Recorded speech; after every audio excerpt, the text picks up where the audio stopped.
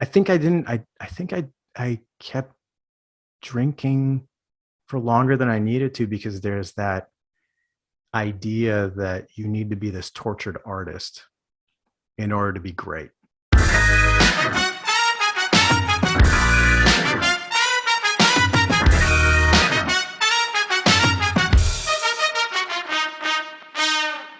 Welcome to the Funny in Failure podcast, a podcast that celebrates failure and shines the light on the emotional side of comedy, with yours truly, Michael Kahan. We're in for a real treat with this one. Today's guest is delightful, compassionate, empathetic, a highly conscious human. Lee's engaging and fun. We go deep. He has a beautiful soul, and I love his mentality and desire for how he genuinely wants the world to be a better place. Also, Lee has a majestic voice, which makes this chat very easy to listen to. So let's officially introduce today's guest. Lee Majdoub is an award-winning actor who you might recognize from his many roles, such as Agent Stone in both the Sonic the Hedgehog movies, working directly with Jim Carrey as his assistant. Sonic 2 is out, by the way, check it out. Silas on Dirk Gently's holistic detective agency, plus The 100, Zoo, You Met Her, Travelers, Prison Break, Supernatural, Arrow, StarBeam, and The Magicians, to name a few. And as you can imagine, we dive deep and cover a lot and talk about nerves, being a guest star, people-pleasing, Jim Carrey, addictions and recovery, negative self-talk, bullying, searching for happiness, the drive to be better, playing a prince, streaming, and gratitude. Before we get into this epic chat, if you'd like to keep up to date with the latest info regarding the podcast, follow Funny in Failure on Instagram and Facebook. I often post short clips and other cool stuff to keep you in the loop for upcoming and previous episodes. Also, if you'd like to follow me personally, I'm on Instagram and Twitter under Michael_Kahan. That's Kahan with a K. And lastly, the podcast comes out every week, 5 p.m. Mondays, Australian Eastern Standard Time. So don't forget to hit that subscribe button so you don't miss out on any other terrific episodes. I hope you enjoy. We wrote down a few points. I had my start point, but you mentioned fan art, you mentioned health, and you mentioned being a guest on the show. So I'm going to have to do eeny, meeny, miny, mo, and we can start from one of them. Pick a number between 1 and 3. I've never done. Is it? We'll go with 3. Okay, that's a great place to start. We were talking off air about being a guest on the show, and I know that can be very scary and very daunting. I'd love to know your take on when you're joining a new show for the first time and how you kind of deal with the nerves and still remain authentic to your craft. I mean, it is tough. Like that's all I've really done is over here it's like principal role, which I think is like 3+ lines. Actor role is like under 3 lines. And I've had the fortune of playing some great recurring characters. Nice. But I've never been a series regular. So my whole career has been supporting roles and guest roles. There's definitely nerves that come with it because you are coming into, as we were saying, it's kind of like a family's already developed. So I think all you can really do is come in, be prepared, be directable, be easy to work with. Yeah. And be able to read the room too. I think a lot of stories you hear about actors being like potentially a-holes or whatnot is what I've learned is, I hear stories and I'm like, oh, that person must be a total a-hole or whatnot. And then I have an opportunity to work on that project. And I was like, oh no, the person that was calling them an a-hole just didn't read the room. Like There was nothing in that person's body language that said, please come talk my ear off, at work while I'm like in a headspace and prepped, or want to talk to my kids on the phone or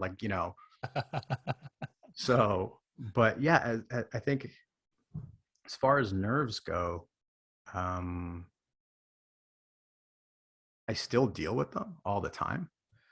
I think as life has progressed and a lot of like work on myself and everything, I think meditation plays a big part in it for me. Yeah. breathing, listening to some calming music. Sometimes it's listening to some like, super amped up music and just get that extra energy out. Oh, cool. But a lot of it is just being prepped and knowing that you're there to do your job. You got hired for a reason. Try to remove yourself from anything, like from personal relationships. Like if they don't like you, you're not there to make friends. Yeah. Right. Which is something that I still have a lot of issues with, because I still deal a lot with like, I want to be liked. I associate being liked with doing a good job. Speaking my language. Which doesn't really which doesn't guarantee that you're going to work more. You know what I mean? Just because you're nice, but it does add a little bit of, a lot of my jobs that I've been able to come back to are, I'd like to think they're like, oh, we like having him on set. He does a good job, and he's also like a great energy. Was that a sneeze? Cough. Well, bless you anyways. Thank you. I appreciate it. But it's so nice to know, because obviously you don't want to be the a-hole in the room. And I think it's a really important point, and not just for acting. Reading the room is so important, because if someone's in the zone, or they're preparing for lines, or they're on the phone, you need it. Well, not you. Everyone needs to give people space and realize if they want to be approached or not be approached. And you're right. Like, you do hear these stories of this actor's an a-hole because they didn't speak to me. I just find it actually really empowering in the sense to know that you're there to do your job. You're there obviously to play and have fun, and that's why you've got into the role as well, but also to read the room to know when you can and when you can't do certain things. And then it actually creates a better environment in a sense. You know what I mean? Yeah, I think you definitely have to know what you're there to do. Like for me, I always, even from the beginning, even in the smaller roles, smile, say hello, and then I kind of give the actual family the opportunity. Like if they want to chat to me, then I'm like, oh, okay, cool, they're cool with chatting. If they don't want to chat with me, okay, cool, I'll focus on my stuff. I'll make sure I'm prepared, and That's awesome. and then I'll go home. And we were talking about John Noble off air, Yeah. and how you guested on Fringe and how he actually said hi to you. I would still, and which is actually quite a big deal in the sense, because he's the guy on the call sheet, and he can be in his own world running. I don't even know what he's doing, but there's a lot on his plate. And just for someone to greet you, I know that when I've worked in non-creative jobs, just someone saying hi, how you going, actually really helps you and makes you feel a bit more calm. Have you noticed a difference between sets where they're not as friendly compared to when they are friendly, or are you now at a stage where it doesn't matter, you can just do your thing? Well, I mean, either way, you have to be able to do your thing. Yeah. I do think it's important to, I mean, we're all human beings, right? Like the least you could do is welcome someone, whether they're there for 2 lines. Be like, hey, how's it going? Okay, cool. That's it. That's all I'm going to give you personally. Awesome. Let's get the day done. Or let's get the scene done.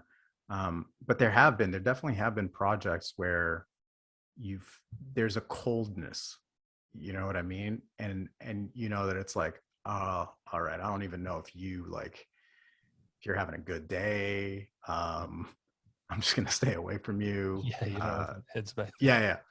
Again, I'm not here to make friends. Awesome. I'm just gonna say my lines, get out of here. Fair enough. And then in terms of like meeting your heroes, because I know that's happened for me being in this industry, and you as well. I'm just using Jim Carrey's example, but we don't actually need to talk about it. I know that because you and me are similar in the sense that we grew up watching him, and the person's never going to match up to your expectations. And you've met many other Jim Carreys in the sense.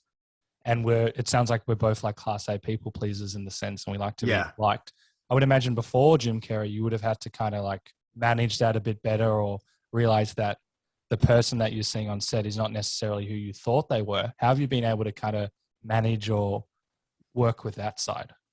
It's a really good question, because so for the longest time, like especially when I started out and before I got into acting, you watch actors and it's easy to look at someone and be like, oh, okay, they're a great actor. Oh my God, that role was so like, oh, my heart's so full by their performance. They must be a good person.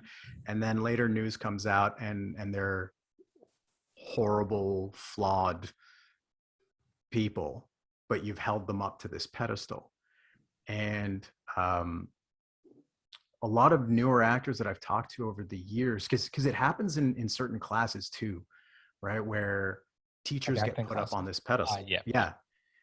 They get put up on this pedestal, and you know, there's this kind of like, sometimes there's a messiah complex, you know, and then you realize that they're predatory. And then how do you stop that from totally destroying you as a person, being like, oh my God, do I now have to like throw away all of their teachings? Do I have to throw away the fact that that person's performances inspired me coming up because they're such a horrible person in their own personal life? And so a lot of the up and comers that I've talked to is, you have to try and separate the professional from the personal. I think that's crucial. You can be able to say that, okay, that person, I do not align with what that person has done. They're horrible. I love the work ethic that they've had. Unfortunately, I can't really look at them the same way anymore. Yep. But with regards to, I mean, with Jim Carrey, I mean, that was, Jim Carrey to me growing up was like an absolute hero. And a lot of it stemmed from like, as a kid, you know, I was pretty energetic. I was very energetic. Very hard for me to, yeah, very hard. Yeah. What's that? You played a Well, lot yeah, I played a lot of sports, but I was also like, you know, I needed a lot of attention, right? I'll almost like, you know, I haven't been diagnosed. I've never really asked to be diagnosed, but I really do think that there was like a hyperactivity or a attention deficit thing with me. I think there still is, but you know, so, and I'd get picked on a lot. Like I got beaten up a lot in school. And so, you know, because I was just this weird kid, and you know, Ace Ventura comes out when I'm like 11 years old or something, 10, 11 years old. And all of a sudden, oh, here's this leading person that is like a goof, that is energetic, and suddenly that's okay. And I started to like do impersonations of him. And so then we'll say the beatings lessened. They didn't stop fully. The picking, you know, getting picked on didn't stop fully, but they lessened. And I just, you know, remember just being so blown away by The Mask and Ace Ventura, and then later seeing him in you know, Eternal Sunshine of the Spotless Mind, The Truman Show, Man on the Moon, you know, and it was the same, very similar with Robin Williams to me as well. You know, these people that were so high energy, but yet could show such vulnerability, such humanity, groundedness at the same time. And then later in life, you know, I was going through a lot of like dark times and everything, and you'd start to see these like talks by Jim about, you know, the universe and the law of attraction and being a good person, and what's meant for you will come to you. Just, you have to have faith. Like that's a big part of it. And then to get onto Sonic and meet him and see how generous and gracious, and like, he's got this energy, right? That for me, I just wanted to be around. Like a glow. Yeah, like when he gets to set, you know, and it's not like, oh hey, how's it going? It's like he shows up and you feel it. It's like an elegance. Yeah, there's an energy that comes with it. You know, the room shifts, and you're like, okay, all right, cool. It is all eyes go to him, and you're like, all right, we're ready to go. But a lot of like, I think that too, coming to set was a lot of my prep in the first movie was literally breathing, meditation, just, you know, don't show up to set and piss yourself, pretty much. Like, you know what I mean? Just, you know, That's the least you could do, is just don't freeze up. That's awesome, and also credit to you, and we'll get into it in a sec, that the work that you've done, because he is someone that you would get genuinely starstruck, especially with that energy feeling. What were you thinking in terms of, I don't want to make this about Jim Carrey, just it's important, like when you meet someone like Jim Carrey. I do think it's important. I agree with you. Yeah. Because it does happen. Beyond your wildest dreams, though. Like, I didn't mean to cut you off, but I had this bucket list of, actors I want to work with, directors I hope to work with. And, and I think like my brain like Jim was never on the list, because I think subconsciously my brain just didn't even think that was a thing that was going to happen. That's awesome. Yeah. And also, a huge credit to you, because this is not just a small film. This is and I know that you're a gamer and you used to play, and you probably still do play Sonic. I love Sonic as well. And then you meet Jim Carrey. I forgot the director's name. Jeff Fowler. Yeah, you're meeting with these like heavyweights in the industry who are seen as like gods in a sense. How did you also deal with the ego side? Because you're on Sonic. Surely your head, and it's very natural to go one way, I'm going to be a big star, I'm top shit. Did you have any of that, or because of the work that you've done? I've been doing this professionally for 15 years. I've learned that nothing is guaranteed. I've learned that as much as you feel ready, the industry doesn't owe you anything. Yeah. All you can do is just like know deep down inside that when the time comes, you'll be as ready as possible. But I don't think it's a coincidence that it took as long as it did to get onto a, big budget project, like Paramount Studios. It's a huge video game from my childhood, working with, a lot of people's idol, and working with a team that love Sonic. But yeah, I don't think it was a coincidence that it took 13. Yeah, we did it 2-3 years ago. I think we shot the first one. Yeah, 2019, if I remember correctly. I'd been working for about 12-13 years to that point, and it did experience a lot of like stumbles and falls, and a lot of what I learned along the way, or specifically like certain experiences that I had that I thought were like, that's it, game over. I don't think I'm going to act again. I screwed up so badly on, it was like a show I was on called Zoo, where it was a day where for the life of me, the lines would just not come out. Like I could not get them out. And, feeling that pressure of like, oh my God, I'm failing everybody. I know I'm recurring on this show, and, I thought I was ready, but I must not be ready. And 10 years doesn't mean anything. And maybe like, just having this internal like discombobulation, and we got through it with a lot of people's help, and it wasn't as big a deal as I thought it was. Yeah. And at the end of the day, I thanked all the crew, and it didn't take that much time to get through it. But, and I came up to the director and I was like, I'm so sorry and everything. He's like, what, you never forget your lines before? Like, easy, slap on the shoulder, easy. We got the day. It all looks great. But I remember memorizing those lines the night before, because I got it like a few hours before, and I was super anxious, and there was an anxious energy on that set. And one of the things I learned, it was like 2 weeks later, right? So for 2 weeks, I was like beating myself up. And Deb actually told me, she's like, look, if and when you get to that series regular spot, you're going to have to learn to get back up on the horse, because you're going to forget your lines. You're going to have to figure out how to get through it, accept help. I've got my cat Cinema here. How you doing? Very good. Cool. You want to come hang out? Okay, we'll hang out. We'll hang out. Yeah, there she is. Hi. How many cats do you have? 2. Oh, that's so cool. 2. Yeah, this is Cinema, and then Jack is an orange tabby, short-haired tabby. Okay, I'm talking now. She's a big part of my streams as well.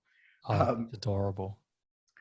but yeah, so one of the lessons I learned was like, oh, okay, anxiety and memorizing lines do not go hand in hand for me. Like if I'm anxious trying to get ready for something super quick, the more anxious I get, the less I'm going to be able to memorize and do a good job. And so then later on Dirk, I had a similar experience where we were reshooting a scene. I got into my trailer. I saw new pages for a scene that we had shot weeks back. And immediately I started to panic and then remembered the experience on Zoo, took a deep breath, worked on them. And I was like, you know what? We'll get through it. It'll be fine. We'll figure it out. Like we can take more takes. I'll stick it up. I'll ask someone to like hold them up for me if I have to. And then just easing up, it, just made it a lot easier, right? Easier. And then so on Sonic, first day, meet Jim. We're doing the Major Bennington scene where we're talking to Neil McDonough's character, the Major in the baseball field. And I remember when I first met Jim and I had the realization, because I didn't really know what Robotnik we were going to get. Is he going to go super serious with it? Is he going to go over the top? What are we going to get? And, my childhood flashed before my eyes when I saw what he was doing. And then my line came and I just I think I mumbled because I just couldn't remember what it was. And no one gave a shit. Nobody, we were rehearsing and he goes back to get wardrobe. And I just went to the tent. I played some chill music and I was like, cool, we're going to do this line 50 different times. And I did it with accents. I did it with like different voice characteristics just for me to loosen up and to just hear it out different ways. But yeah, again, it was 13 years in. So going through those moments of like, oh my God, I'm such a shit actor. I should never work again, to then it happening to a minor extent on Sonic and being able to realize, oh, okay, this is what you learned. Anxiety is not conducive with memorizing, with doing a good job. So go off to the corner, breathe, say some positive affirmations, run the lines, have fun with them, and then we were good. We were all good. I've written down like 100 points, but I think it's so empowering to know that just by walking to this, taking like a breath can actually change everything and change your brain chemistry as well. And also, it's also really important to know that everyone forgets their lines. And I know that I used to be an accountant, so maybe I'm doing a presentation and I just like stuff up for a sec. It's not that big of a deal. It feels like the worst thing ever. Oh but my you gosh. move on. Yeah, exactly. You move on and people understand we're all human. And it just feels like the whole world's crumbling. And I understand on a set, there's like 100 people depending on the project. And you feel like, because time is money in the sense, but to see that no one actually cared and that your career is not destroyed. And even if you did lose that job, it's not final. And I think that's so important to know, because that's like an actor's like worst nightmare in a sense, is not being able to like perform and do their job. We've had guests that have been fired and they thought it was the end of their career, but they like learned, they grow, they thought of like tactics, and their career seems to be thriving.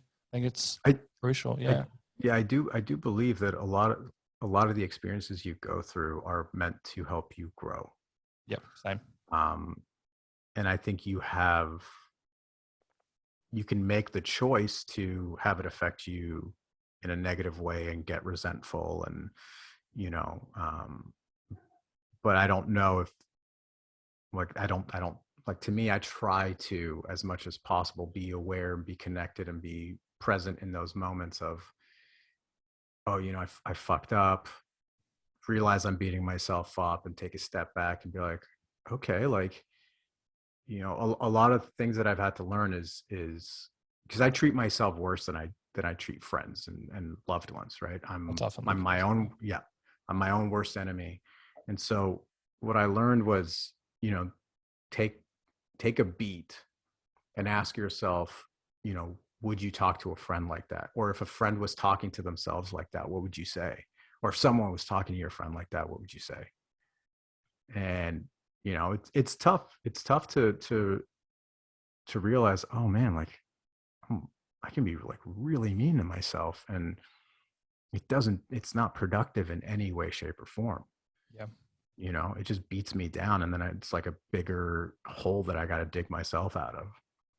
We're very similar in that sense. What I try to do now, and I know that you got your own tactics. First of all, it doesn't help, but sometimes it's hard to hear that in the sense. But if I say something like, "Oh, I fucked that up," or whatever happened, I will say the exact opposite, the positive version of it 3 times, Right.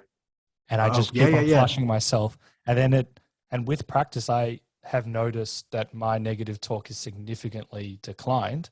Doesn't mean I'm still perfect, but it sounds like you've gone through a huge journey over your life, and it sounds like your self-awareness has grown significantly. You're more about authenticity and, I guess, compassion. And there was also another point, positive talk. So what made you realize that sounds like you needed to make a big change? Was it a certain moment in your life, or was this just been like a journey in the sense of I mean, realizing? I think there's a lot of different things. I drank a lot, and so that played a factor. Like I had to get sober, and then the work through that was where, you know, a lot of the work I did was on, you know, because I blamed a lot of, you know, people outside of myself for the misfortunes, for whatever it is, right? And a lot of the work I had to do was taking all those resentments, writing them down, you know, and figuring out what was my part in it. Ah, And then through realizing, okay, this is what my part is, here's a pattern. Um, where does that come from? Right? yeah. Okay, fear of failure, fear of missing out, fear of not being liked, um, a lot of fear-based stuff, and a lot of it was weird, man. Like when I was like at when it was at the worst, it was a lot of like it was a lot of like, you know, fuck the world. Um, the world doesn't know how great I am, but also fuck me, I'm a piece of shit. So at the same time, right? So it was like, oh, you don't know how great I am, but I also think I'm a total piece of shit. And not being able to look in the mirror and hating the reflection. And, um, you know, I think a lot of it stemmed from, you know, childhood bullying, racism, um, and other stuff. And then you start to kind of like let it inform you, right? At some point, it starts to like you need to take uh, you need to be willing to take responsibility for like, okay, at some point I got to stop this pattern. I gotta like I can't keep going through life like this. Um, and had I not gotten sober, I don't like I can confidently tell you I don't think I'd be around. Wow.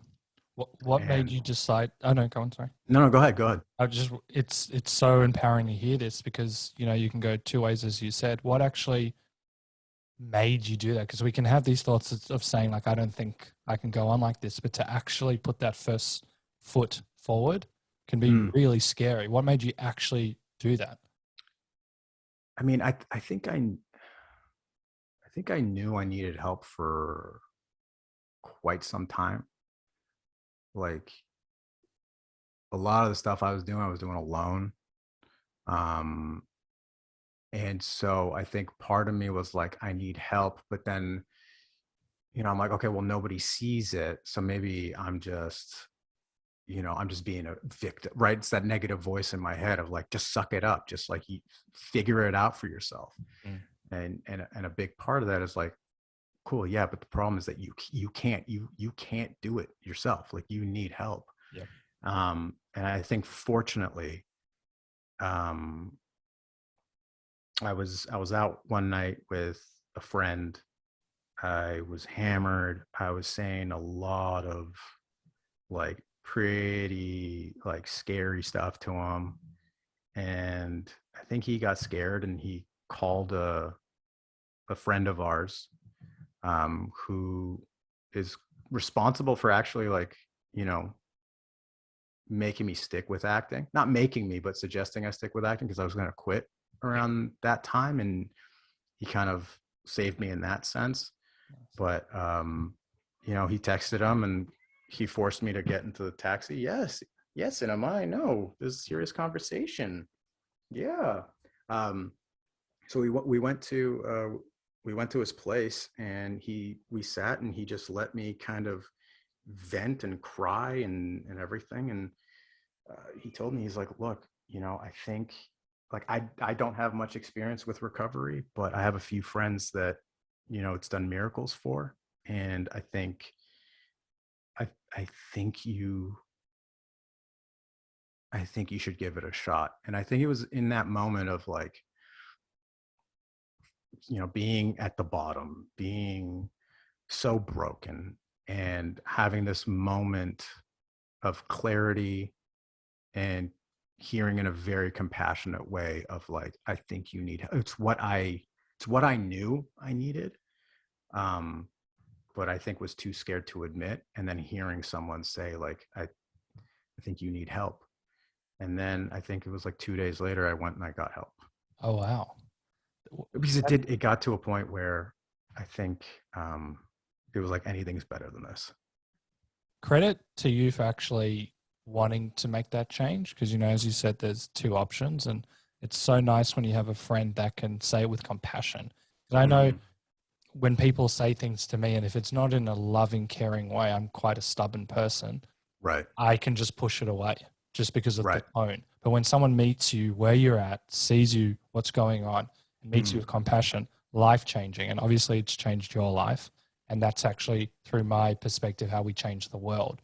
It's when we Right. meet people going through certain challenges or whatever you want to call it and see them where they're at. I think that is so beautiful to hear. And you know, we can all do that to someone as well if it's met with and received with love. So when you joined was it the AA program? Did you do Yeah, it was. This is my offhand comment. I think everyone that I've had on the podcast that's done the AA program, this is the most beautiful people in the world. I don't know what's involved in that program, but the compassion, the resilience, the like teamwork in a sense, it is so beautiful. It sounds like everyone needs like an AA program because we've all got addictions. Yeah. One of my first realizations, like in my first little while in recovery was, you know, it's a 12-step program, and you know, it's a lot of work, right? It's a lot of admitting your powerlessness. It's a lot of working on resentments and finding your part in a lot of shit that's happened in life. And you know, while also realizing that a lot of shit that happens to you in your childhood is not your fault. Yeah. Which is tough, a tough realization to have. But I think, you know, and then you realize it's a service is a big part, and compassion and love, and you know, whether you pray or you meditate or whatever your contact with some sort of higher power energy, right, which I think is so hugely important. And that was the beautiful thing for me too, is that it wasn't some like, you know, like forcefully monotheistic type belief system. It was like whatever your understanding is, and and it constantly evolves, right? What I was taught was like it's about your journey also in Individual. finding that relationship with Mother Nature, waves, whatever it is, something that is a power greater than you. And I remember for me that was a big struggle until someone very dear to me, you know, was like, okay, so you're here for a reason. And I was like, yeah. And he was like, you couldn't stop drinking on your own, right? And I was like, no, I can't. And he's like, okay, so alcohol is a power greater than you. And I was like, uh-huh. He's like, so if alcohol is a power greater than you, couldn't there be something else out there that is a power greater than you? And then to me, I was like, this motherfucker logicked me. He used logic. He used like literal logic to be like, oh, okay, right. He's like, whether it's a group of people that know more than you, that's a power greater than you. Whether it's can you move a thick oak tree? No, cool. That's a power greater than you. Can you stop a wave from crashing into you? No, that's a power greater than you. So, can you stop the moon from spinning? Can you stop the universe from expanding? Can you, no. Okay, cool. So Brilliant. yeah. And it was just like, oh, okay. And then, you start to kind of go on that journey of like, what is that relationship to you? At least for me, that's what it is, right? It's a constant evolving, I think the constant is that it's love. Yep. Always remains part of it, and interconnectedness. And I think that's, like, as I said, like the key to like our consciousness growing and being more in this world is recognizing that, and the individual journey. Because I kind of see it as like, in a sense, without getting like too wishy-washy, like we're our own God, like treat ourselves with respect and we'll grow and we'll learn. And like self-centeredness is a big part of it. Yeah. Right. And I think a lot of pain comes from self-centeredness and entitlement, and that's it within your control. You know what I mean? Again, child abuse and everything like that, that's shit that's not, you can't control that. That's not your fault. You have no part in that. But when it's things that you did play a part in, and you're just unwilling to take that responsibility, you're unwilling to see the other side. It's just this, everyth's happening to me. Yeah. That was even like early on in my career. Like it was, I honestly thought I was like going to be hot shit. I was, 1 year I'm going to have a show. I'm going to be a star. We're going to party. I'm going to have expensive cars, and, all this shit. And it didn't happen. And, I quickly realized that maybe I'm doing it for the wrong reasons. And because I knew at the core it was about expressing myself. It was about, like, I've always been a performer since I was a child. I just never knew it was something, or thought it was something that I could do professionally. Yeah. But yeah, the first few years with it, like with the drinking and with like the self-centeredness, and it was like, this casting director doesn't know how great I am, and my agent doesn't know how great I am, and everybody's wrong except me. Yeah. Right. And also realizing I'm also, that negative talk, I'm a piece of shit. So it's no winning. And then you have to get out of that self-centeredness. And once you, like, I don't think it's a coincidence, even after leaving classes and then doing my like personal work and trying to be of service where I can, and learning as much about myself as possible, and going to counseling and therapy. I don't think it's a coincidence that career and life got better. Agreed. That's so awesome. Because class is great. I found personally, like, I learned a lot from class within the technical element of things. How to break down a scene into 3 acts, how to break down a script into 3 acts. What's the journey of the character? Learning how to get used to having a camera there.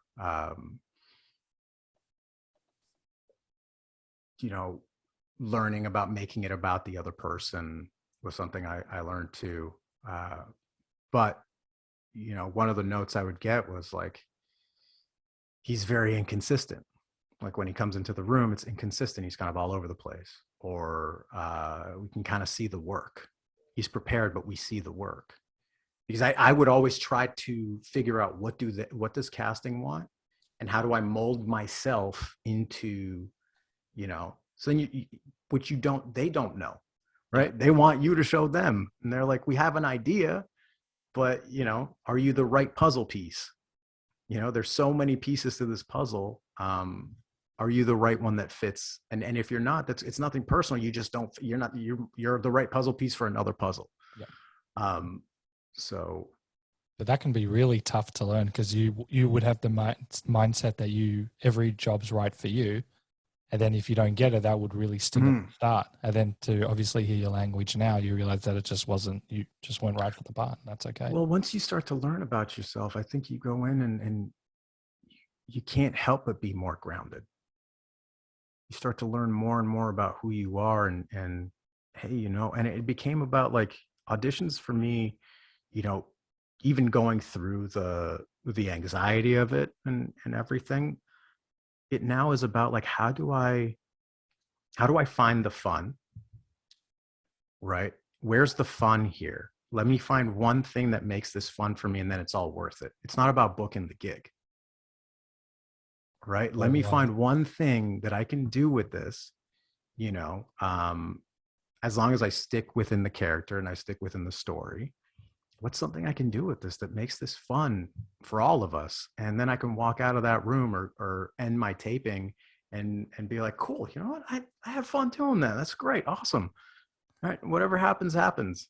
And then after a little bit of time, I start to get neurotic. I'm like, Deb, did we hear anything? What's happening? Why does nobody love me? But I think that's so important as well because, you know, we hear that a lot of actors hate the auditioning process. And obviously, if you go in there with that mindset, you know, people pick up on that energy, but to just see a positive, that's like, because everything we do, not everything in our life is going to be like sunshine and rainbows, but to focus on a positive is such a nice mental shift as well. Well, yeah, find the positive, find the fun. And also one of the biggest things was, you know, I tell myself like little mantras, you know, especially when it was like in the room auditions, I kind of would tell myself like, you know, please help me put the room at ease today.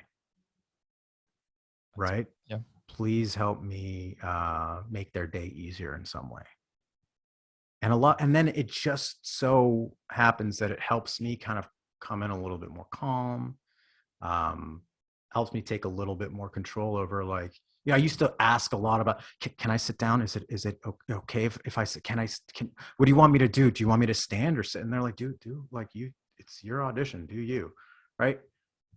And until it would be like, I'm going to sit for this. And then every now and then they're like, you know what, actually we would like you to stand. And it's like, oh, okay, cool. I'll stand. But, and making it about the reader was a big thing because there's no difference between you having your audition with the reader and then you getting on set and making it about the actor. The best actors in the world, right, make the other person better.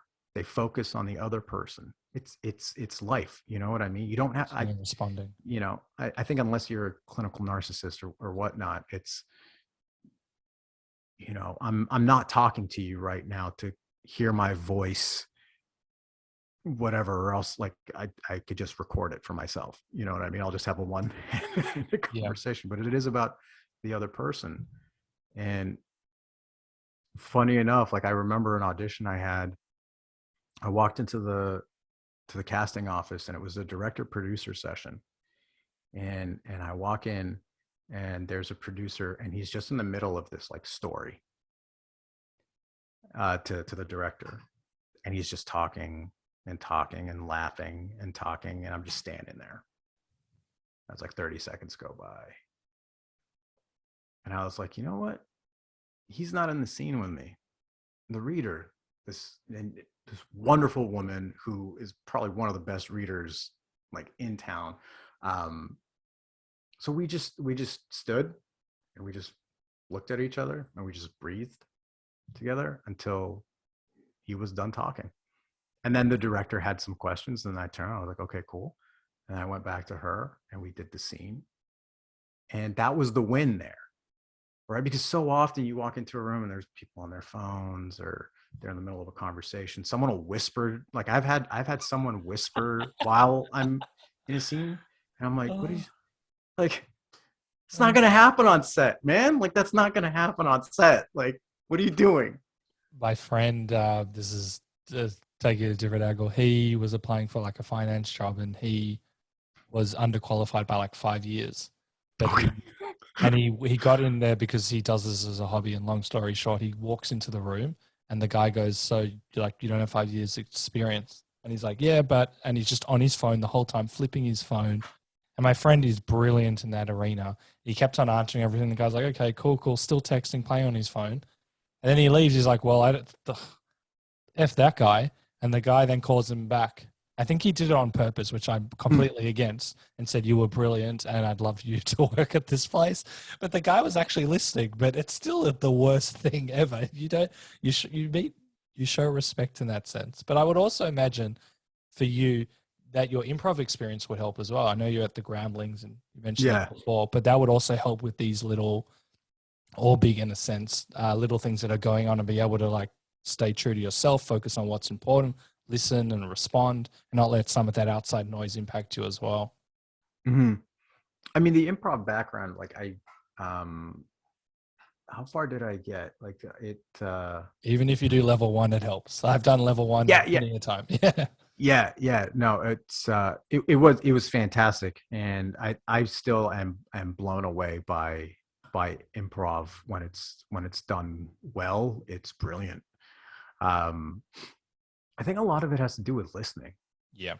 Just listen. You know what I mean? I think good improv, whether it's even like, I think it's just distractions and everything. I think it's hard to pretend like it's not happening. I think it's about like, if there's distractions going on, if someone's talking on the side and you're trying to do a scene or whatnot, and you don't have the opportunity to be like, "Hey, excuse me, like, can we, we're in the middle of something here." I think it's how do you take that in and kind of incorporate it into what you're doing, because it does breathe life into you in some way, shape, or form. Yeah. You can use it. You can be like, "Oh shit, what's going on over there? Oh, cool." Anyways, what I was saying, like, because that's life, right? Yeah. But I think there is that element of respect too. It's I remember I had a horrible audition for a movie. Great role, great story. Beautiful, like, Middle Eastern story about loss and death and this soldier trying to save this child who's lost his family in war and everything. So I was like extremely excited, because it's like few and far between. This was a few years back, 6 years, something like that, years back. And you don't get those opportunities, especially with Middle Eastern stories. And so I go in. It's supposed to be director producer session. They're running behind, so they send a different producer there that can get there on time. I was first up in the day, and we had gotten permission from casting to kind of like tweak a couple of the way things were worded, because with an Arabic accent, things aren't going to be said as with an American accent. Yep. So I go in and hi, how are you, whatever, and I do the scene. And all I see him doing is he's just like looking at the page and just reading along. He's not looking at the monitor. He's not looking at me. And he looks up and he's like, "Yeah, I realized you didn't say some of the words right. No notes, no performance notes, no nothing about like he was just like, "Yeah, you didn't say some of the words right."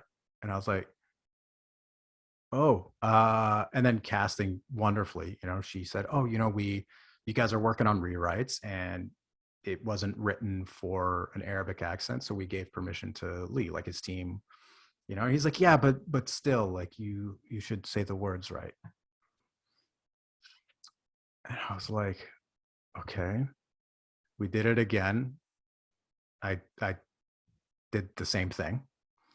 And then he stopped me halfway, and it's this white guy, older white gentleman. And he was like, you do understand this is a war-torn country." And I'm looking at him, there's like tears in my eyes, and so I start getting hot. I never get angry or lose my cool in audition settings or anything. And I looked at him and I was like, yeah, I understand. I come from a war-torn country. And he's like, oh, okay, I just thought you should know. Wow. It's like, okay. And we did it again, and I stopped it, and I just looked at casting, and I was like, you know what? Thank you so much for having me in today. I looked at him, and then I walked away, and I shut the door. And I remember there's a few guys that I know that were reading for the same role, and other guys that I didn't know, and I just told him, I was like, that guy doesn't know his hand from his ass. Whatever notes he gives you, do not listen to him. He is not on your side. You guys know more about this person, this character, than he does. Go in, do your thing, be proud of yourselves going in there, do the best you can, and don't listen to what he has to say. And I walked off. I felt so empowered in that moment.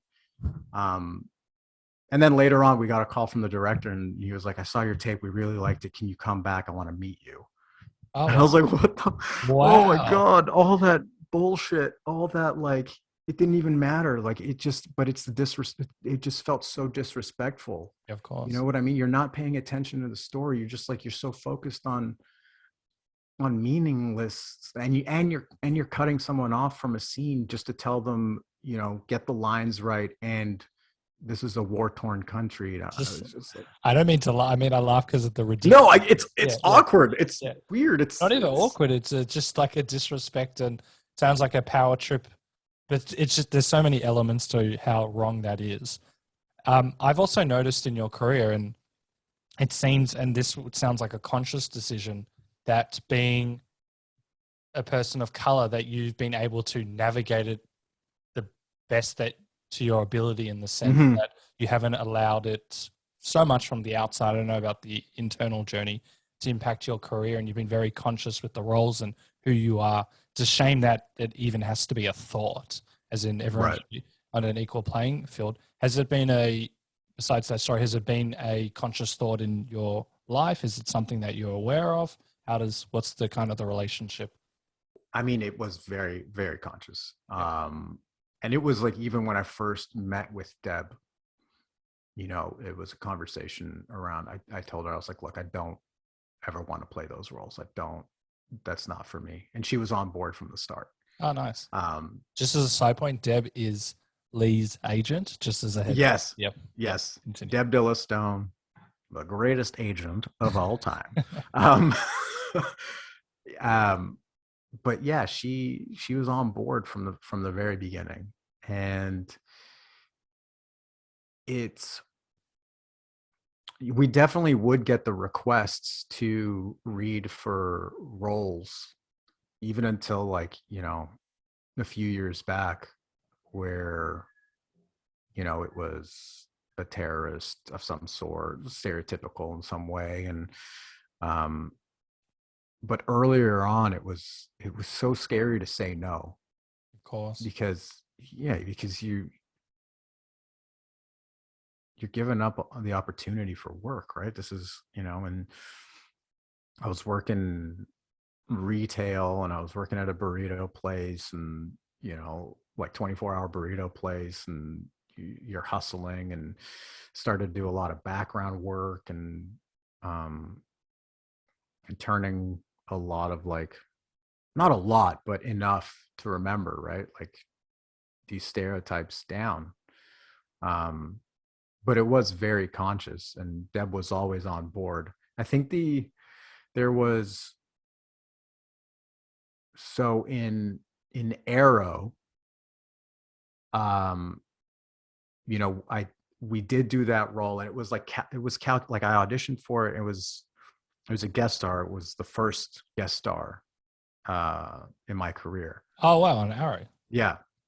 On Arrow. And, but there was intricacy to the character. It was like he was an arms dealer, and, and trafficker, and, just like a shitty person, but then gets caught and brought to the US where he's rehabilitated. He's found new meaning in life. He's a philanthropist. He becomes, he raises money for the Middle East, and um, and he was well dressed and good looking, and like, I was like, oh, okay. And then he ends up being like, it was all BS anyways, and he was covering. There's like, he's got a chemical weapon in his basement. That sounds But very exciting. Yeah, go on. But it was like there were dimensions, and you Yeah. could play with it, and it was a comic book thing too on top of it. So it wasn't like you were doing like this major drama type thing. So that was like, there was a fun element to it. And also, you think professionally, like, okay, this is a step forward career wise, and it's non-defining. Like I won't be defined by this, and hopefully it won't cause pigeonholing, and if it does, we just say no. Yep. And then the other time was on Prison Break, and the newest season on Prison Break, like a few years back.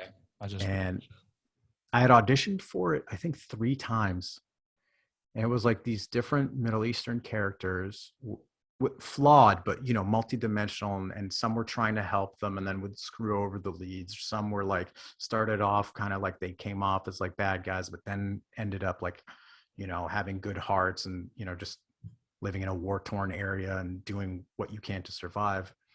And then I remember I'd been asked to read for a 4th time, and it was for this like ISIS lieutenant.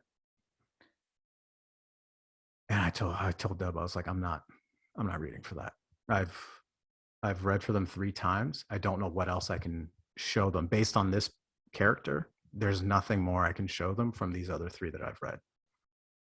And I don't have any interest in reading for this guy, like ISIS lieutenant. Like, he doesn't have a name. He doesn't have anything. Funny enough, like a few days later, they come to us and they offer the role. Oh, good on you. And so then the turmoil is, do I say yes? So I talked with my family. I was like, I don't know if I want to do this. They ended up giving him a name, and I told Dell, I was like, Deb, I don't know. Like, I don't know if I want to do this, and I don't know if it sits right with me. And then she was like, you get to go to Morocco for like 2 weeks. Oh, that's awesome. And so then I was like, okay, all right, it's 3 episodes. I've never done 3 episodes of anything. I get to shoot in Morocco. I've never been to Morocco. So then how do I try to think of it this way too, is like, how do I take this and how do I do some good with it? And so, I figured out some ways to, while in Morocco, to do some sort of service. And so then in that way, I was like, okay, cool. The money I'm making, I'm putting to something good. Nice. That will help maybe elevate the community, since I'm playing such a piece of shit. Not to judge, right? I mean, they let me kind of bring dimension to them as much as possible, and then they edited it out, so that's fine. But but I try as much as possible to kind of think about what good can I do if I'm torn about something, like what good can come from this. I love your authenticity, and there's no right or wrong, but for you to still like go back to your heart and see how can I provide a good and like a good thing is really important. And also like going into the room, which we talked about earlier, of what is the one positive when you're auditioning, and there's as many positives as negatives depending on one's mindset. And it seems, which I think is crucial to living a healthy and happy life, is to focus on the positives. Obviously, it doesn't mean like ignore the negatives, but to see that there are positives. And on a huge positive, and this was a very special moment, I know, for so many people as well. In Dirk Gently, you got to play a prince, I believe.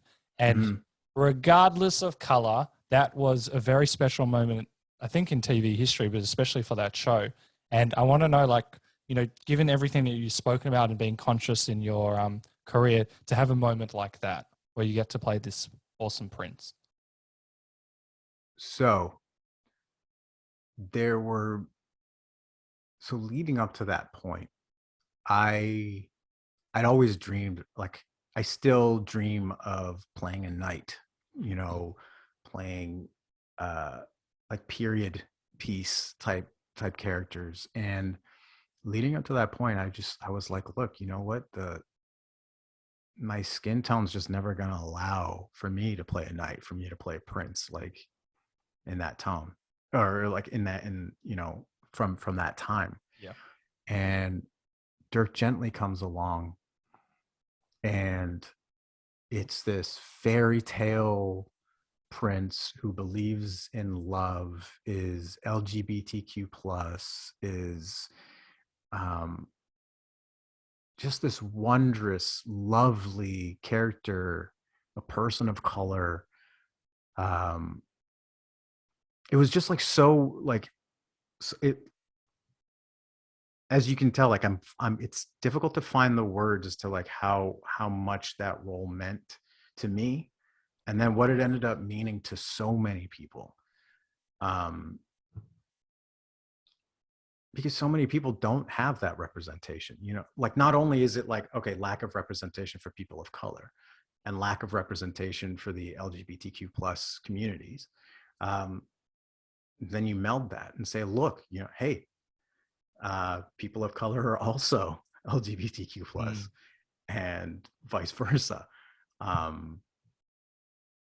And for it to just be about love, right? To play a character that just, I think like he was so pure, right? And he was so like, it was so, I loved just how bad, like there was one of my favorite moments is when he and Dirk have a horrible sword fight, like the scissor sword. I don't know if you ever saw it. Yeah. But it was just this, like, he's trying to be this like tough, sword fighting, and his partner Panto Trost is the greatest swordsman in all of Wendemore, and then you've got this Silas Dengdemore, just so bad, but just believes in that good can conquer anything, and that love will prevail.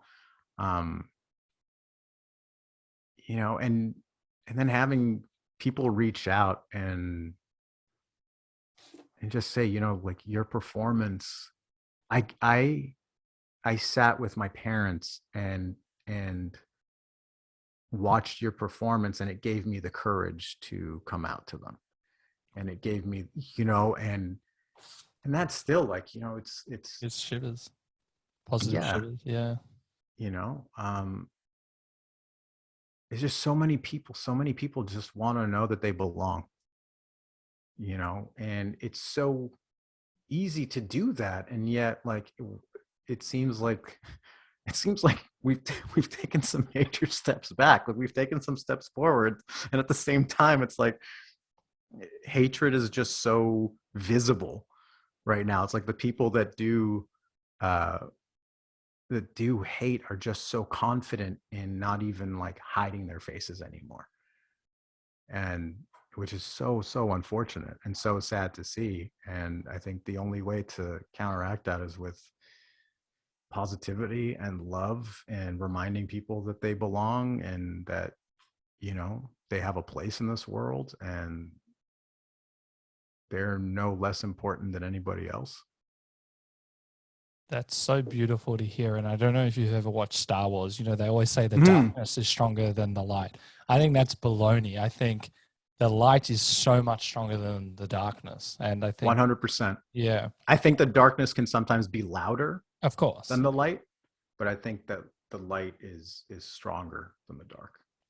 And so going back, I agree. And going back to that moment, did you know, what were you feeling like when you got the role for Silas? Did you know it would be this? Was it just a great confirmation to you and what you've been working to throughout your career, and also personally, of course? I mean, it was a little bit of a journey to get the role. Like I was the choice for Silas, and then the challenge was finding the right person to play his younger brother, and finding his mother. And they were like, we were doing chemistry reads, and I was working with some actors, and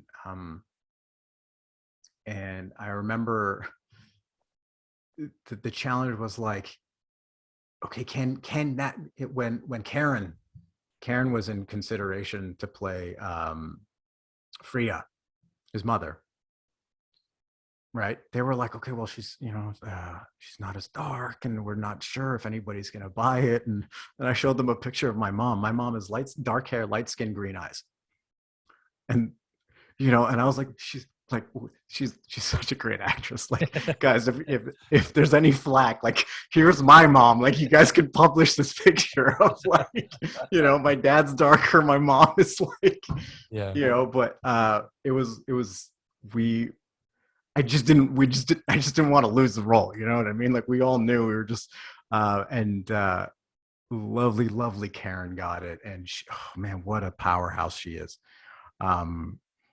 And yeah, and then so knowing that it went through, and then the panic hit of any role I get, I go through I have to do this character justice. I have to do their story justice, and I have to do whoever they represent justice. Yep. Right?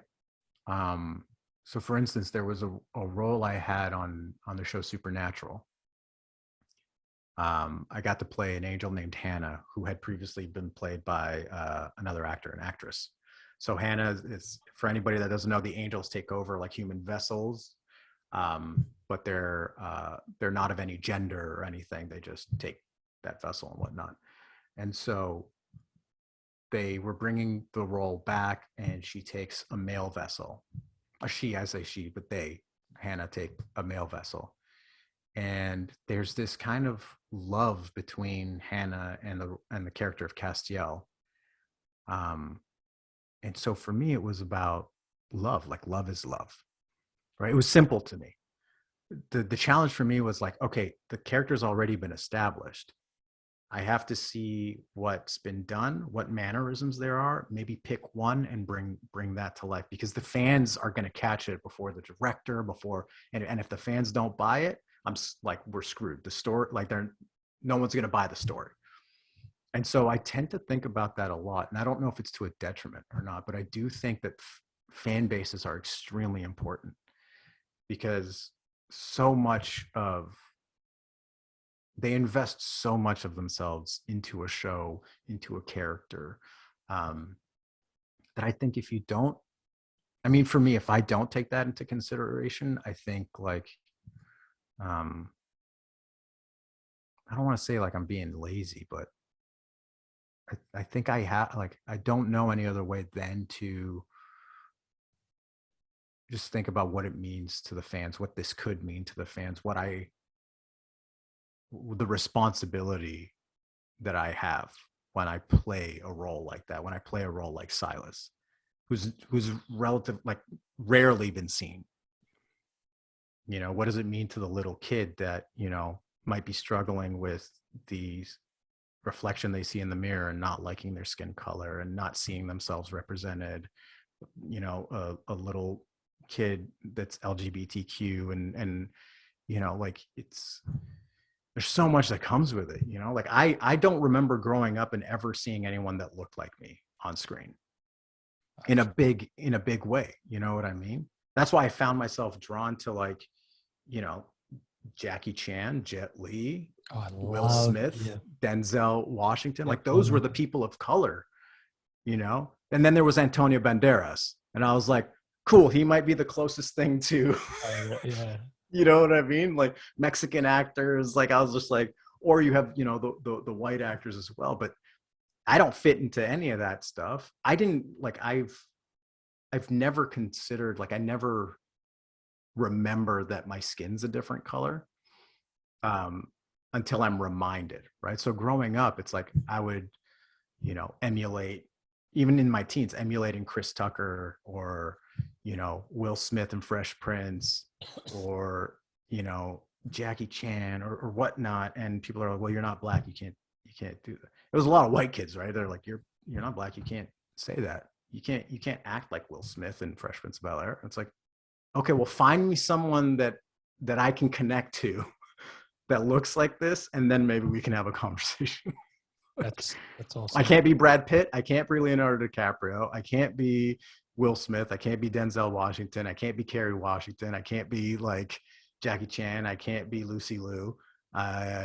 You know, and only now, as far as like Middle Eastern, North African, I think as far as A-list, quote unquote A-list, you've got what, Rami Malek and Mina Masood.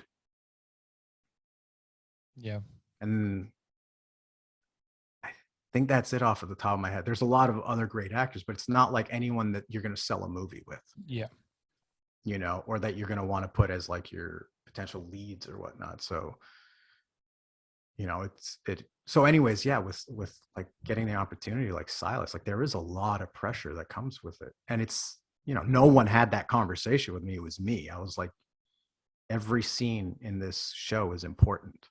If it's not authentic. Yeah, but that goes to you and the work that you've done and how you want to provide a service and how you want the world to be better and you to be better.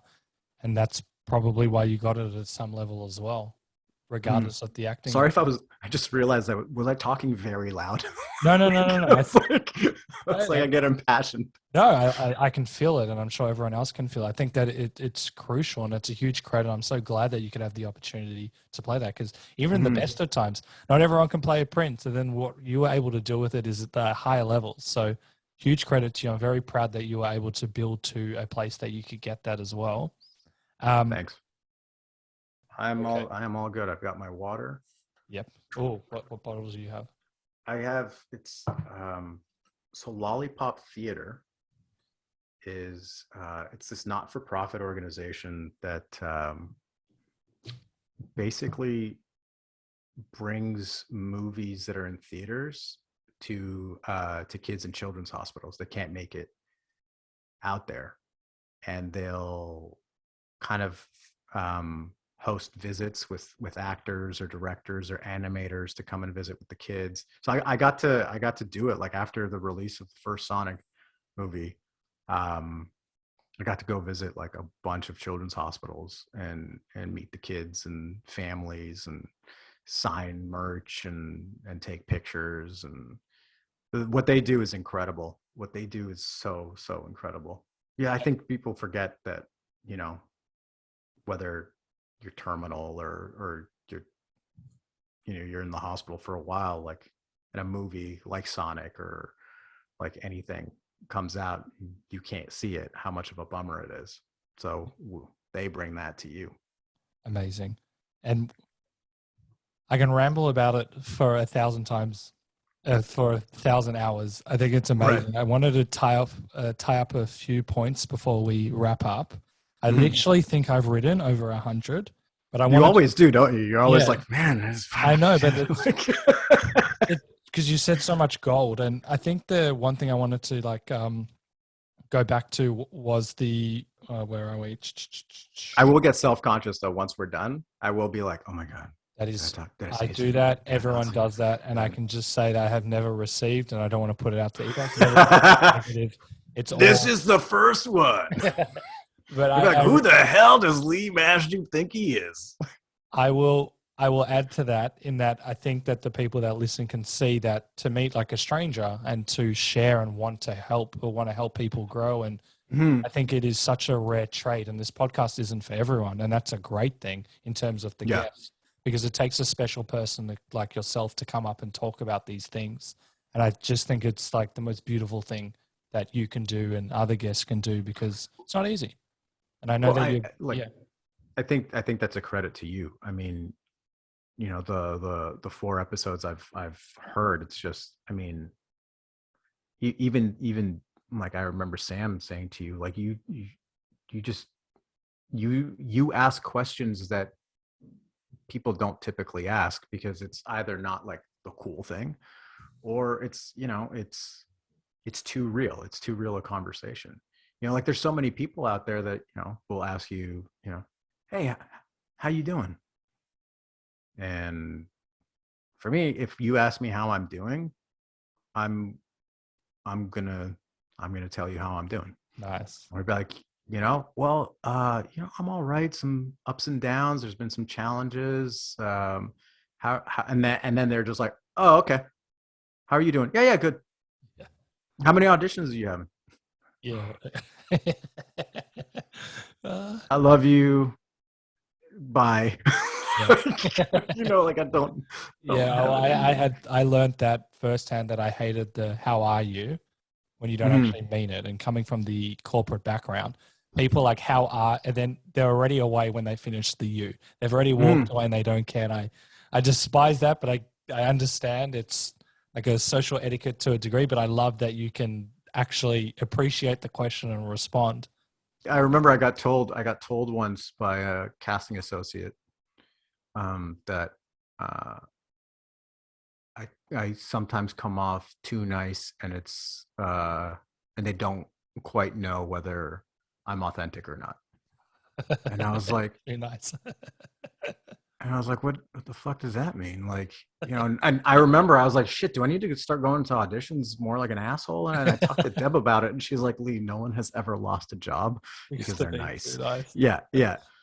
Oh, I was like, I genuinely, like, when I go into the rooms, I genuinely ask, how are you? Like, how are you doing? I know we don't have the time to, go into it and yeah, everything, but but you're being how many true people do genuinely ask you, how are you? and mean How it. are you doing? Yeah. You're a human being, like, I think we forget that, as a lot of actors forget that casting, casting directors, casting offices, everybody that makes decisions, they're all human beings. They're all dealing with pressure, like, and sometimes just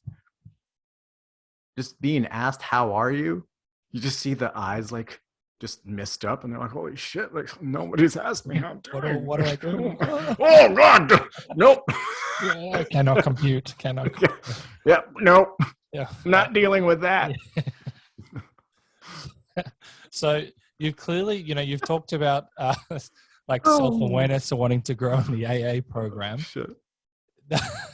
uh, and the service to others. So it's one thing to want to grow and improve and help people, but to go to another level, like I know you're quite open about mental health and you spoke Mhm. about so many topics on this podcast. Why have you decided to actively want to talk about these topics?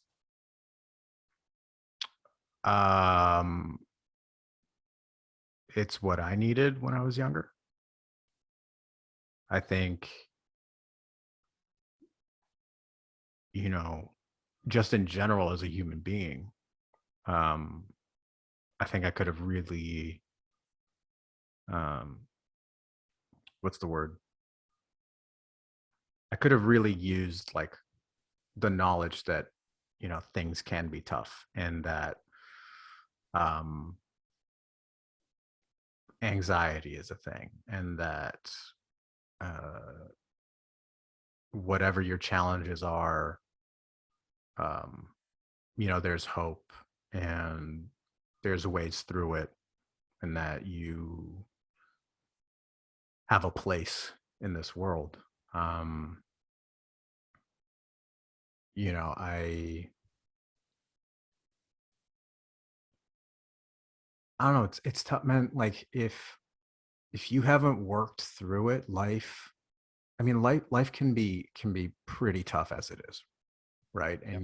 And it's work, right? It's meditation and service and finding the beauty and finding uh you've like living moment to moment and finding those moments to, like, like I walk around my apartment in the mornings, and this sounds like super super weird, and I touch every plant in my apartment first thing in the morning because it helps ground me, Awesome. right? Touch the leaves and thank them for providing oxygen, right? And then I'll feed the cats and, you know, thank them for, helping make my life so much more, fun and valuable. And, and I find the gratitude in being able to provide them their cat food and their litter and their toys. And then I sit and I do my meditation and whatever you want to call it, prayer or mantras or affirmations. But yeah, before I got into recovery, you know, like I said earlier, if I hadn't gone into recovery, I don't think I'd be here. And I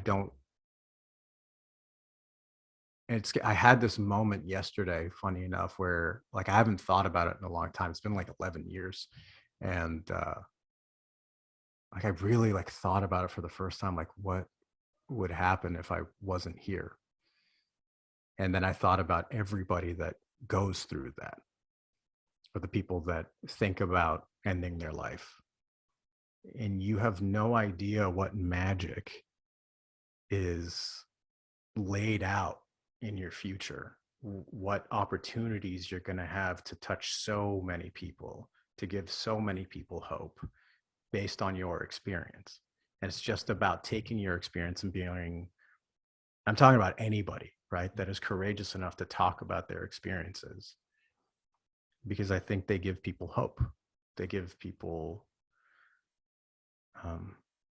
like I said, I could have really used it, especially like being an actor and everything. Like, I think I kept drinking for longer than I needed to, because there's that idea that you need to be this tortured artist in order to be great. And although I think that, you know, trauma in life and everything happens, I think it's not about being a tortured artist. It's about working through that trauma. Because once I started to work through it was when like I got more grounded and I was able to use those experiences and be able to I don't know, find more depth in my performances and be able to share about it, right? I don't like to share about anything that I haven't experienced in some way, shape, or form. It's not like I'm going to go tell you, oh, hey, you know what? Like, I know what you should do as a schizophrenic. I don't know shit about it. What I do know, though, is that you can get help. I know that you can do that, right? And it's just about like, you know, I just want people to find joy. And I know life isn't always joyful. I know that firsthand, but there is joy. You know, there is lightness. There is hope. There is, I don't know. It's tough. It's tough, but you know, you try to do what you can to maybe spark something in someone that'll be like, oh, you know what, maybe I'll give myself one more day. Maybe I'll go after that dream. Because the worst case scenario is that it just won't work out. Or I'll realize, oh shit, that's not my dream. But here's my actual dream.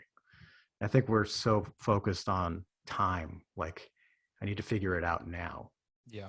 Or going to school, right? Like I went to university for mechanical engineering, and like you have to figure it out. Like you got to figure out what you want to do, and you do it quick. And you know, in high school, they're doing all these like tests. When I was in high school, about tests about like what's the best suited career path for you, or what's the best thing for you to study in university. And you know, for me, it would like pop up like art, law, and athletics. And I was like, cool. I wanted to be an athlete. I wanted to be a pro athlete, but you know, I was continually told, you know, you're too small. It's not gonna work out. And then I only used that to play harder. Played rugby in university.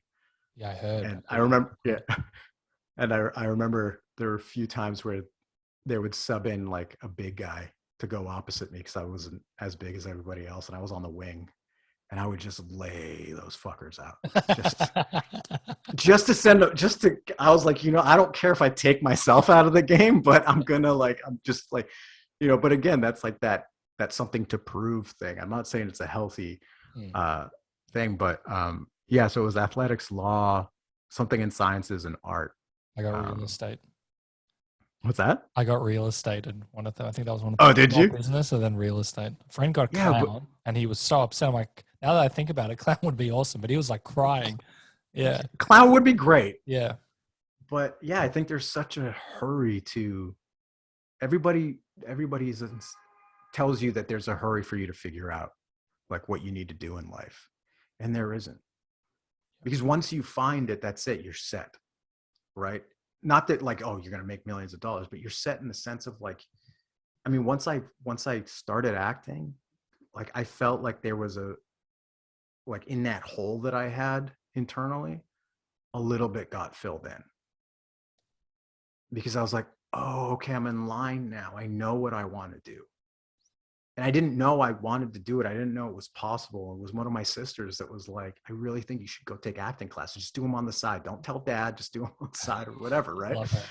Yeah. And once I started to do it, it was like immediately I knew. I was like, I want to do this.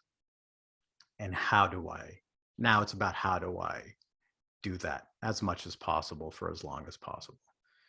And that's why like I tend to post a lot about like, follow your dreams, like, whatever they may be, no matter how many times you hear no, like, so what? Sometimes people don't know better than you. Just keep at it.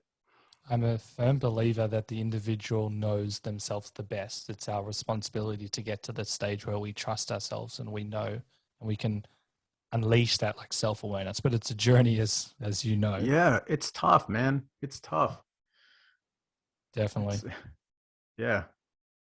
And it also goes to what you're saying at the very start of the podcast with Jim Carrey and how being in alignment and amazing things happen. And I wrote down that you said at the very start that it's no coincidence after 15 years or 13 years that you've been able to do some of the things that you're doing now. And from my perspective, and it's obviously not necessarily correct, that when you're in more alignment or you're trying to grow and improve, the universe in some way, whatever you want to call it, provides better or nice opportunities, but not necessarily in that way, just because we've got a different mindset of what we're perceiving as well. I think a lot of it is letting go of control. Yeah. I think do what you like, work on your craft, work on yourself. They go hand in hand. Like the life of an artist is a personal one. But with regards to, like for me, I have a tough relationship with manifestation. Yeah. Because sometimes what will happen is if I'm like very specific about like what I'm, repeating in my head, it's like I'll almost start to believe it. And then when it doesn't happen, it's like I've lost it when it was not mine in the first place. Yeah. So I've had to learn that like my manifesting or whatever, like, that I'm putting out to the world and to the universe has to be specific and vague enough to where I don't get married to that outcome. Yeah. Yep. And if it doesn't happen, that's it. It's like I've lost it in real life. Yeah. But also not so vague that it's like, yeah, whatever. It's like the non-attachment side. If it happens, it happens.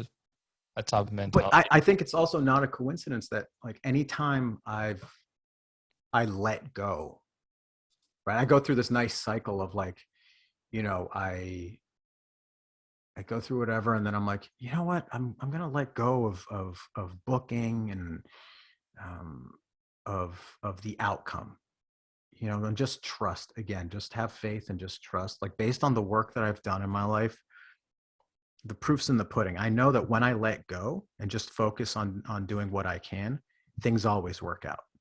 Like they always work out. They might not happen the way I had envisioned, but they work out. Sometimes, again, like with working on Sonic, beyond my dreams, right? And then once things start to work out, I get this like stupid like blank spot in my brain where I forget that, everything was working out because I let go. So I start to like want to squeeze on the steering wheel and take, no, what, universe, I got this now. I'll take the wheel. And then everything starts to get discombobulated. I start to go into like a mini abyss. And I was like, why isn't it working out? What's happening? And then I have to go through the cycle again, do my writing. All that. Oh, right. I'm getting entitled again. I'm getting like, I have like preconceived notions. I have these expectations. Okay. Let them out. Like, let them go. Oh, shit's working out again. Oh, interesting. Didn't think that would happen. And then I try to take control back again. Yep, it's the cycle, but I'm sure it gets easier. We all do it. I'm sure it gets easier. It gets easier, but it's like I think the challenge though is like the more you learn, the more you know, the more frustrating it is when it happens. Like, shit, like, why am I doing that again? Because you recognize it. Yeah. Yeah. But it's good. Haven't I healed yet? Am I not perfect yet? Yeah. And you see the angel wings and the halo and try to edit it. Yeah. Have I not elevated? Just see the white light. Yeah. I think that's a good way to do the rapid fire segment because we could talk about. Oh right, yeah, you do the rapid fire. So let's do the rapid fire segment. Cool. What's your favorite thing to do when you're not working? When I'm not working. Oh man, that's weird. Something I actually learned through therapy is that a big part of why I love the industry and being on set so much is that's how my batteries get recharged. Oh, I didn't know that. Because I always beat myself up. I'm like, why is it I can't recharge my batteries like some of my friends or people that are like very close to me, like someone near and dear to me. They recharge their batteries by like, I'm just gonna lay in bed a little bit longer. I'm gonna take things a little bit easier, recharge. That doesn't happen for me. For me, my therapist was like, you know what, based on like our talking and everything like that, it sounds like your batteries recharge when you're on set. There's something about being on set and working on set and being around the people that recharges you. And I was like, holy shit, he's absolutely right. Like, yeah, I'll come back home like mentally and physically exhausted, but spiritually or like emotionally, I'm so full. amazing. But anyways, it was just something that popped into my head. So what I like doing when I'm not working, which is most of my time. There's now gym, which you make work. Yeah. So working out at home, going out for walks. Where I live, there's like this lovely lagoon. So it's like there's geese and ducks and beavers and raccoons. Yeah. So that really helps me kind of get in tune. I'm playing video games. I was about to say you're a streamer. Yeah. How did you get into it?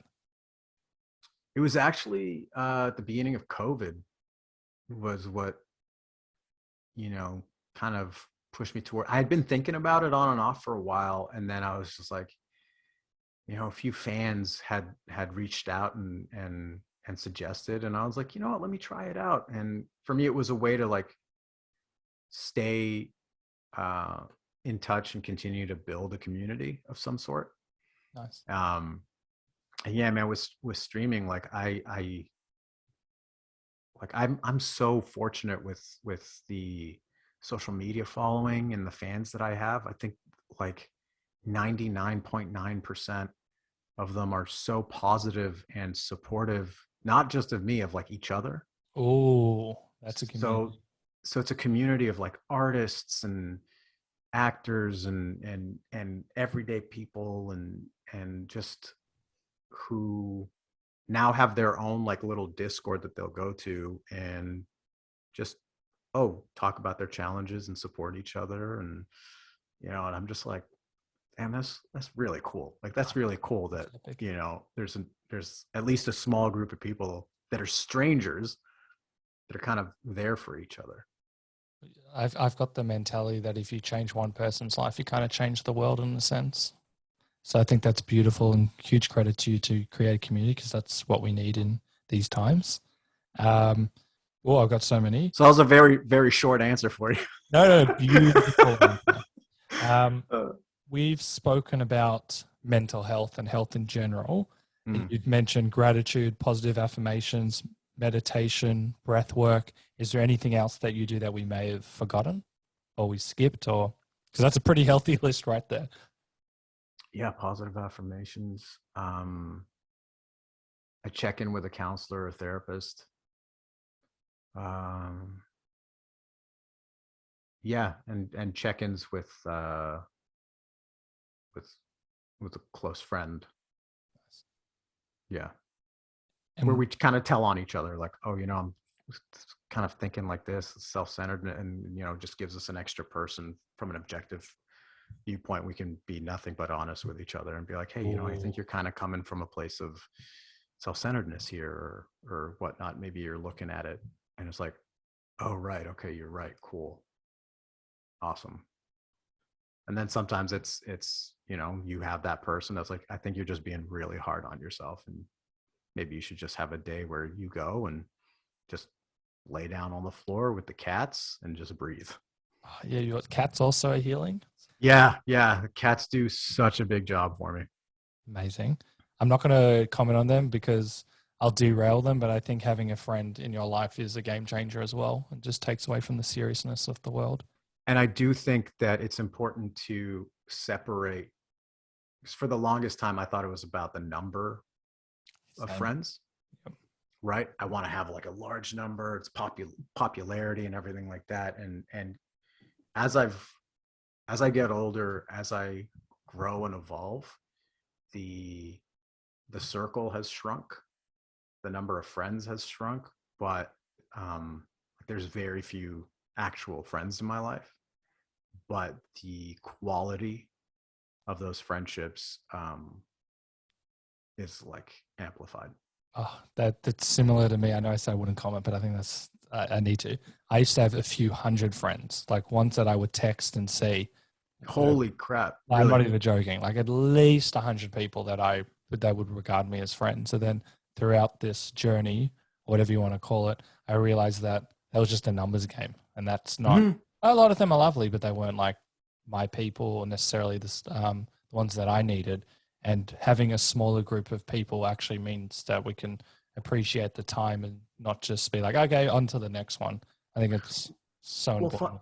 Funny enough, that a big part of that for me too was like the creating the illusion of being busy. So I'm going to grab a coffee with this person and that person and this and that, which I would do notoriously and like burn myself out, and like migraines and anxiety.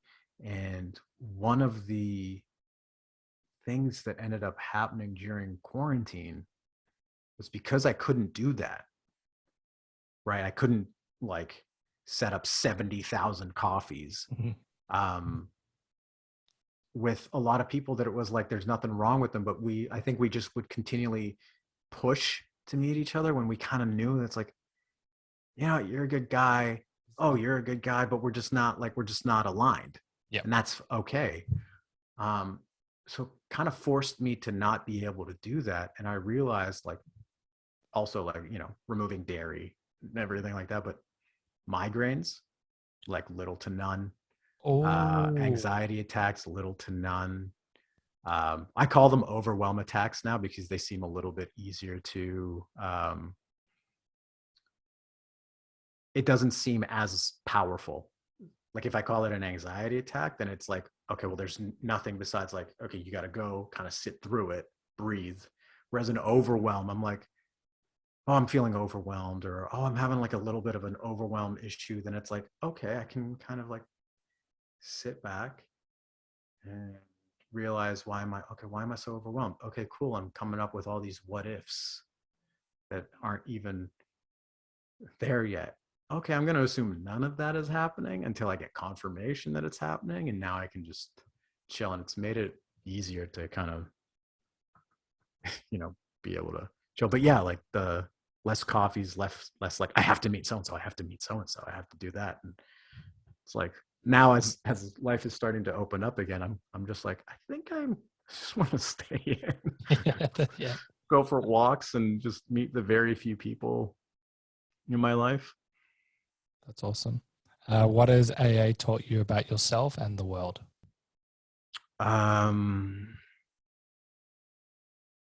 That there is hope, and that you're not alone. Amazing. I just stopped commenting with like literally every single answer we could speak about for an entire podcast. So anyway, credit to you.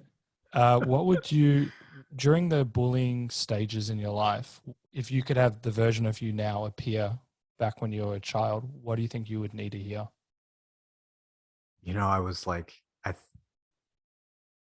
I thought you were going to ask me this and I was dreading it. Oh, I need to answer. Yeah, not for negative. It's not negative. It's a deeply sensitive thing for me. And I think one thing I was told um, by someone who I trust is be the you that you needed when you were a child. Right? So be whoever you needed. Um, I love that. yeah. And, so there have been times where, like I've written a letter to my younger self and I think basically it would be like, there's absolutely nothing wrong with you. You're beautiful. Your energy is wonderful. Um, Everything that people are making fun of you for is going to be the thing that they love most about you. Um, Life is going to be very hard. Just keep going, and I'm here for you. How awesome. Mhm. It's tough, man. It's tough. Like being a kid isn't easy. Like, Yeah. I think even like when you have it the easiest, it's still like I think there's elements of not being able to properly express what you're going through, or Exactly. like even something I don't think we talk about enough is uh the difficulty of puberty, Yes. the wild chemical imbalances, the like, and but nobody tells you that, like, hey, what you're about to embark on, like they tell you the physical things. Oh, you're gonna start to feel things, physical things for others, and your body's gonna change.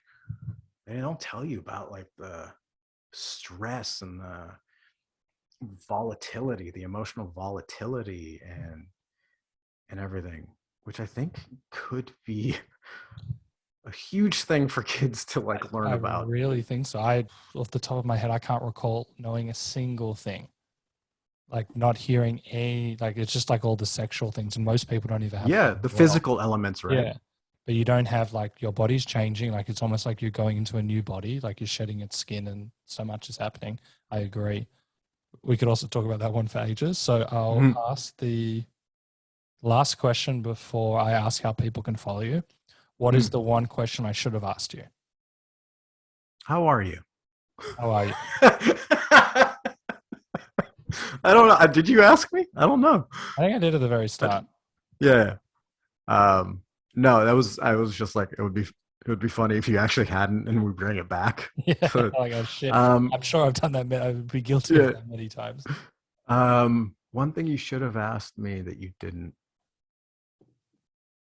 I don't know. You ask great questions, and typically like we just go into like a conversation and it evolves. Like even in your other episodes, I always like when you ask that of someone else, I'm like, I can't think of what I would have asked them, Mm. like that he Oh, missed out that's on. awesome.